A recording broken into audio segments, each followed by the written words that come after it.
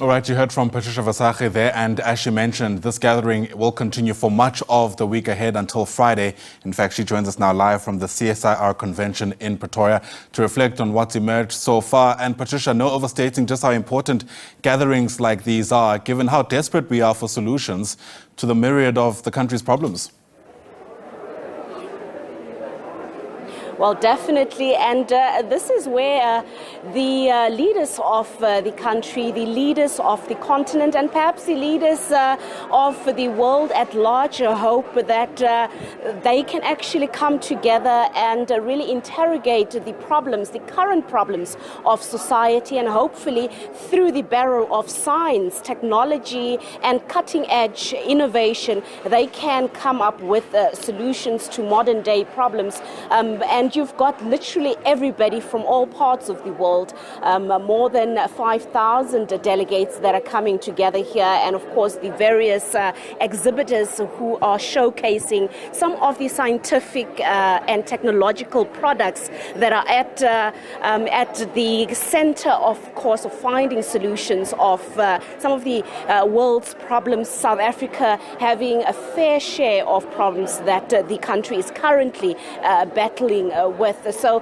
it is here where everything is happening. Some of the greatest minds that are coming together. You've got scientists, you've got technology experts, researchers, and really just ordinary people who are trying to gather information or share information in terms of what's happening in their respective communities. The minister, of course, opening this particular event last night and also giving a holistic speech in terms of the direction the country is moving into. Also calling for an African research fund in that piece that you have just played. But of course, I want to bring in one of the exhibitors that is here this week, and that is Robert Inglis. He is from Jive Media. Tell us more about your company and who are you targeting and how exactly?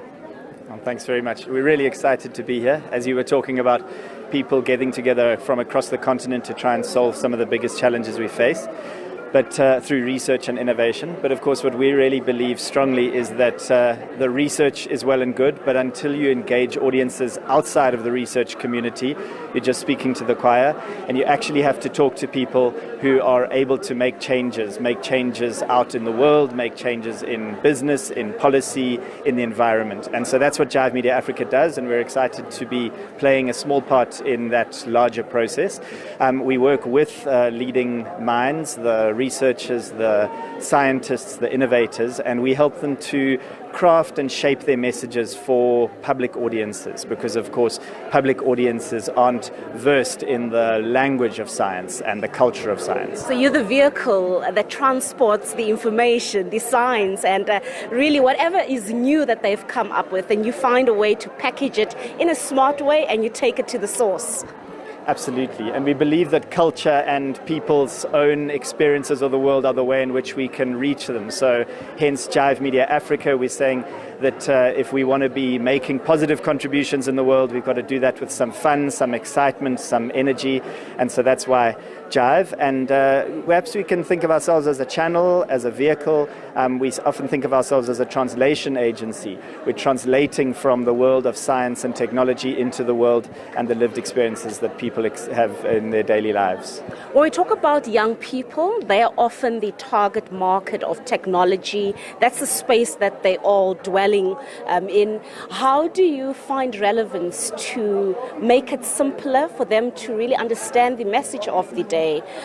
What are the products that you use, the mechanisms that you use to appeal to young people? Yeah, absolutely. You know, the minister yesterday reminded us that in Africa, 60% of the population are young people.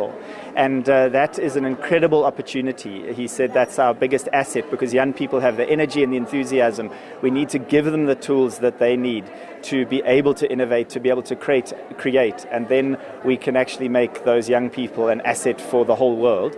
We reach young people through a variety of mechanisms. We fundamentally believe we have to reach them in languages that they speak, in languages and in items and things that they care about.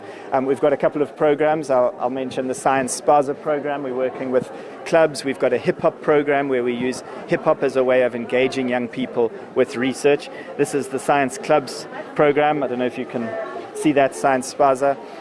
It's about presenting information using comics and accessible language to young people in a way that makes them feel included and part of the solution. And in that way, you lobby all of them to come together and also talk about their challenges and perhaps collectively find solutions to some of the social ills that are crippling the lives of young people. Absolutely. I mean, young people in this part of the world live in one of the hardest places in the world for young people to live. So what we've got to do is appreciate that A, we need their involvement, and B, we need their ideas, their insights. Researchers sitting in the labs can only see part of the problem. They can see a problem from a research perspective, but they don't have the lived experience that young people have. So we need to find ways of including young people, and the best way to do that is to allow them to participate. So all of our programs involve getting young people to participate in creation of media. We'll do video, we'll do activities, we'll do hip-hop songs and creating content, and then those all get shared through multiple platforms, through our distribution partners and through the mass media. We're in the era of the fourth industrial revolution, artificial intelligence. How do you utilize those products to reach your audience, to connect with the various communities on the ground, in particular your previously disadvantaged communities where we know access remains a huge problem? One, two, often some of the latest technology around the world is not present in those communities. So how do you navigate these challenges? Look, the interesting thing about technology development is that the future's already here with us. It's just not equally distributed, as you sort of pointing out. Part of that is about engaging young people with these ideas so that when they emerge into institutions where those technologies are available, they are excited and see those possibilities for themselves. But we see digital technologies as absolute leapfrog technologies. There was a long time when we thought in African context, people would have to go through all of the stages that other developing nations have gone through, but in fact we don't need to. We can leapfrog with technologies, and so the emphasis lies on finding ways of including young people in technologies, including young people in creation of the future that they deserve, and which is possible if we can get them involved. Now, the Minister of Science, Technology and Innovation, Dr. Blade Nzimande, made a very important call last night saying that it is time for African problems to be solved the African way using technology. And he called for an African research fund, saying that this would make it easier for people on the continent to get involved, but also to find technological products that are tailor-made for Africa's problems. Do you agree with this?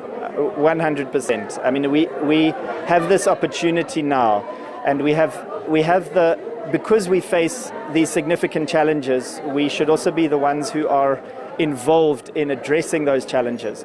And so much of our research funding still comes from international organizations. So this is international organizations who have whatever agendas they have. And I think what Dr. Nzimande was calling for was to say Africans need to create and lead their own research agenda.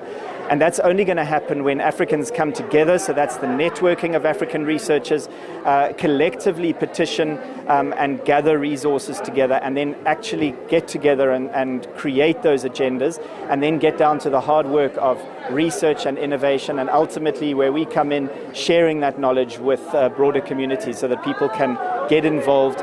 We talk about policymakers, we talk about businesses, we talk about communities who need to benefit from that knowledge. All of those are stakeholders who sit outside of the science, technology, innovation space, but they all have to be included in these conversations if we're going to actually find sustainable solutions to Africa.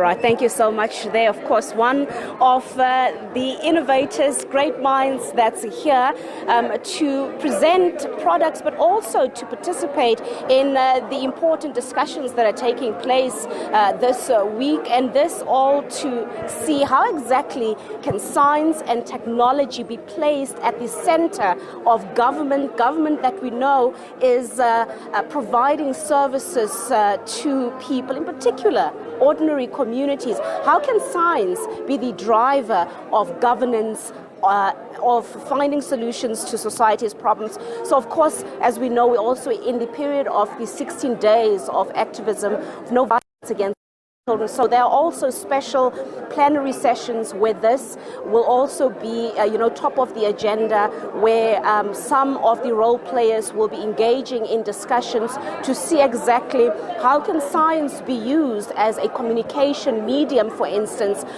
to be part of the solution driving forces to bring more urgency to the spate of gender-based violence in the country. What quicker interventions can there be using science and technology? So that is also another interesting part that we'll be focusing on, to just see what are the discussions delivering, what are the suggestions, and are there new products on the market that might be used by those who are in the space of fighting gender-based violence. So it's not just about that, there is literally a discussion on any topic you can think of. It is happening here at the CSIR for this week. It certainly sounds like it is. Patricia Visagie, thanks very much indeed. Such an important gathering running till Friday.